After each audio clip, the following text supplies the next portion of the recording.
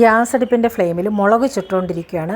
നല്ലൊരു മുളക് ചമ്മന്തി ചീനി കുഴച്ച് വെച്ചിട്ടുണ്ട്. ചീനിക്ക് തയ്യാറാക്കാനായിട്ടാണ്. മുളക് ചുട്ടത് ദാണ്ട് ഇതാണ്. ഇനി ചമ്മന്തി തയ്യാറാക്കിയത് ഞാൻ കാണിക്കാം. ഇതാണ് ചമ്മന്തി. എന്നിട്ട് ഞാൻ എങ്ങനെ തയ്യാറാക്കുന്നതെന്ന് പറയാം. അപ്പോൾ ചുട്ട മുളക് നമ്മുടെ കയ്യിലുണ്ടല്ലോ, അതൊരു മിക്സിയുടെ ജാറിലോട്ടിട്ട് കുറച്ച് ഉപ്പ് കൂടി ഇട്ട് ഒന്ന് ചതയ്ക്കണം. എന്നിട്ട് കാശ്മീരി മുളക് കൂടി ഇടണം, ഒന്ന് ചുമക്കാൻ വേണ്ടി ഇടണേ. സവാള കൊത്തി എരിഞ്ഞത്, കറിവേപ്പില, പച്ചമുളക്, സ്വല്പം പുളി കുറച്ച് മതി കേട്ടോ. എന്നിട്ട് മിക്സിയുടെ ജാറിലൊന്ന് അടിച്ച് കഴിഞ്ഞ ശേഷം ഇനിയാണ് ടേസ്റ്റ് മേക്കർ. ഒരു നുള്ളു പഞ്ചസാര ഇടണം. അതിൻ്റെ അളവിനനുസരിച്ച് കുറച്ച് മതി, സ്വല്പം കൂടിപ്പോവല്ലേ. പഞ്ചസാര ഇട്ട് ആ മിക്സിയുടെ ജാറിലോട്ട് തന്നെ കുറച്ച് വെളിച്ചെണ്ണയും കൂടി ഒഴിച്ച് ഒന്നും കൂടി അടിക്കുക.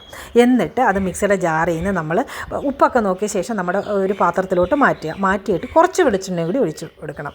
ഇതാണ് നമ്മുടെ ചമ്മന്തി. ചീനി കുഴച്ചതിൻ്റെ കൂടെ, ഇത് ചീനി കുഴച്ചതാണ്, ചീനി പുഴുങ്ങിയതിൻ്റെ കൂടെ സൂപ്പർ ടേസ്റ്റാണ്. ഗൃഹാതുരമായൊരു രുചി. നമ്മുടെ അമ്മൂമ്മമാരൊക്കെ തയ്യാറാക്കത്തില്ലേ പരമ്പരാഗത രുചിയിൽ, അങ്ങനൊരു ചമ്മന്തിയായത്.